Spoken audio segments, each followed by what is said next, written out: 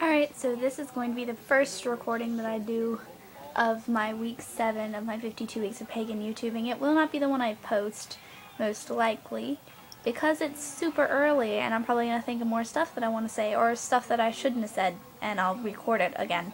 But anyway, this is week 7 of the 52 weeks of pagan YouTubing, and this week we're talking about water. Anything about water. Basically, what I want to say about water is a little bit about what it is to me and a good way to connect with it.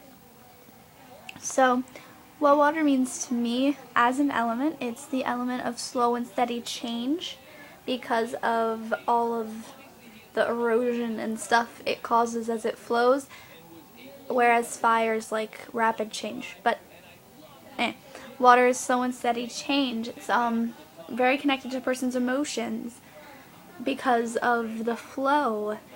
There are people who have like bipolar disorder where their emotions don't really flow, they kind of switch. And when I get really angry, my emotions are kind of like that too, but in general, your emotions are supposed to flow like water. So that's why they're mostly associated with each other.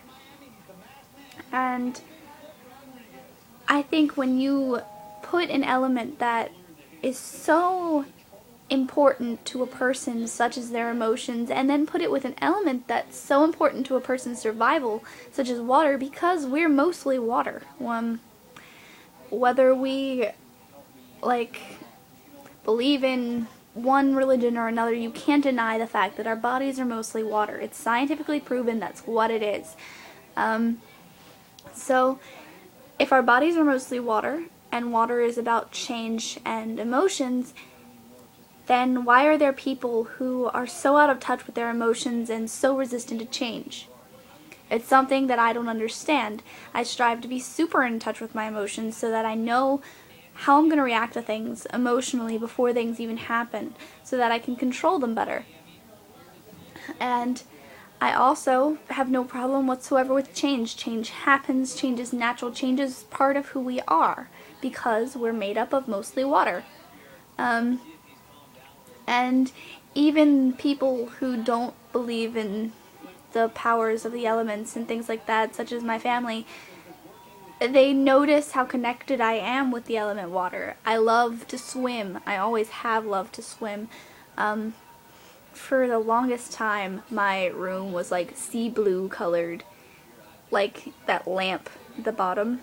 It was like that color, and this blanket, it was like that. For years and years and years and years, it was that color. It changed to green when I gained an infatuation with monkeys. I still adore monkeys, and they're super cute and amazing, and I will have a pet one someday. But anyway, that's not the point.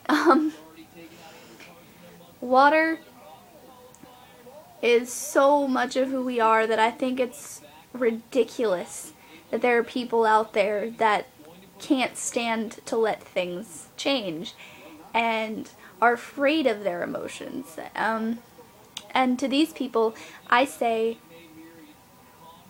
drink some water. Understand what's going on with your emotions. Become one with water. You need to.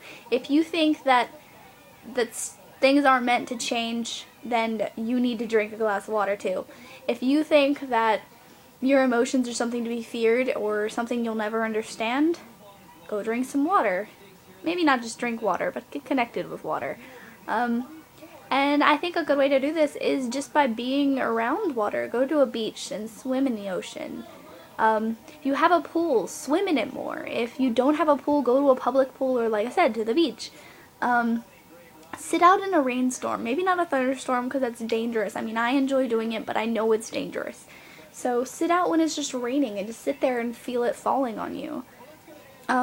If you live near a moving body of water, like a river or even an ocean, and you can go there regularly and look at it, really look at it, do that, because you'll notice how it changes. I live near a creek. I go to the creek as much as I possibly can. Whenever it hasn't rained too much for me to get back there from where I live, I go back there. And I've watched it for years, and I've seen where it's gotten bigger at places and deeper in places, and where I used to be able to cross over but I can't now because it's gotten wider,